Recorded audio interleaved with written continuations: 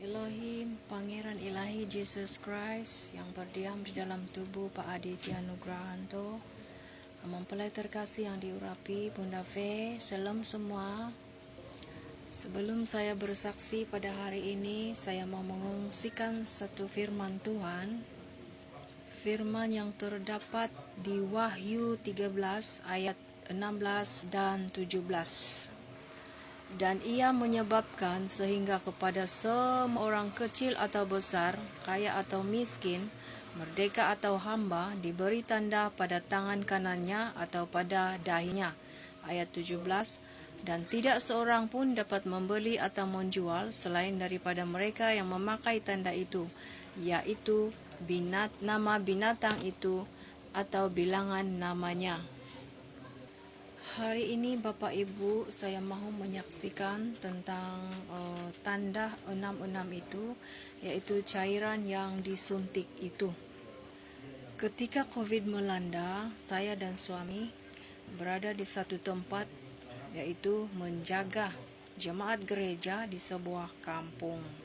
Suami saya adalah penyampai firman di jemaat itu, atau dengan kata lain, dia adalah gembala jemaat di situ.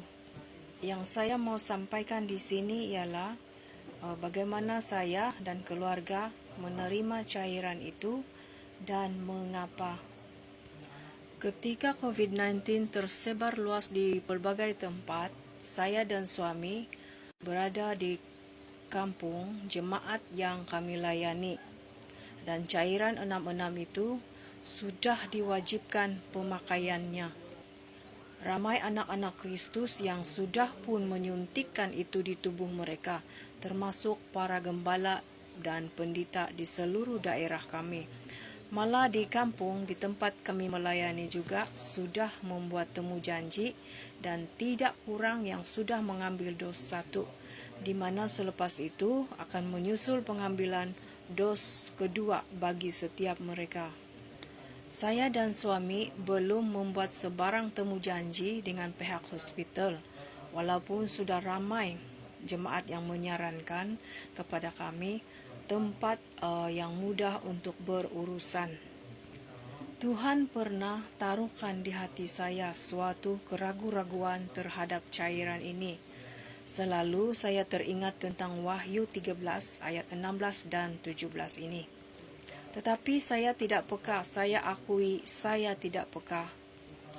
Lama juga kami bertahan ya Bapak Ibu, kami sebenarnya tidak mahu dengan tanda itu.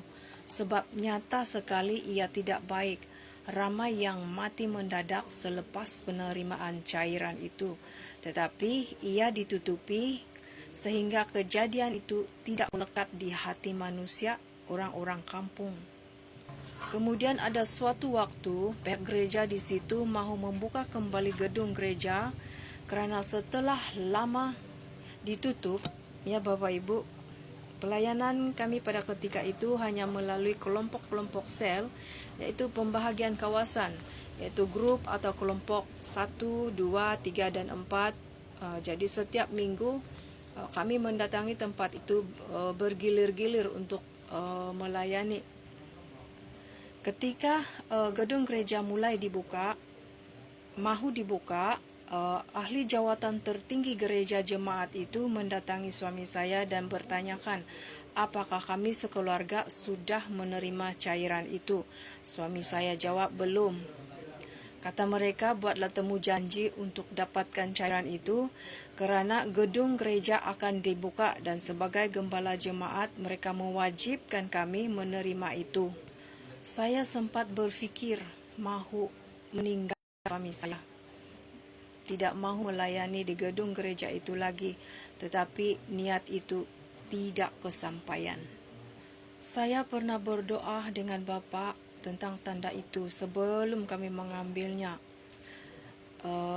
Bapa, saya bilang, jika ini tidak baik, buatlah sesuatu supaya saya tidak pergi dan tidak jadi mengambilnya. Tetapi saya buta tuli, saya tidak peka. Bukankah saya tidak merasa damai di hati sebelumnya, juga selalu mengingat di hati saya Wahyu 13 itu, saya malah bertanya kepada manusia. Saya bilang, ada microchip kah itu? Dia jawab tiada. Lagipun hamba Tuhan si Anu, bilangnya yang terkenal di Indonesia itu ya Bapak Ibu, katanya dia sudah menerima cairan itu dan cairan itu tiada apa-apa, tiada microchip. Saya salah tempat bertanya ya Bapak Ibu. Jadi saya dan suami pun jalan mengambil suntikan dos 1 dan 2 minggu kemudian dos 2. Tapi Bapak Ibu, saya tidak pernah merasa damai dengan suntikan ini walaupun saya sudah mengambilnya. Ramai yang posting-posting gambar di Facebook, di status dengan ucapan kata mereka, semoga baik-baik sahaja, saya sudah mengambil dos 1 dan 2, Anda bila lagi? Saya tidak pernah bangga dengan suntikan ini Bapak Ibu.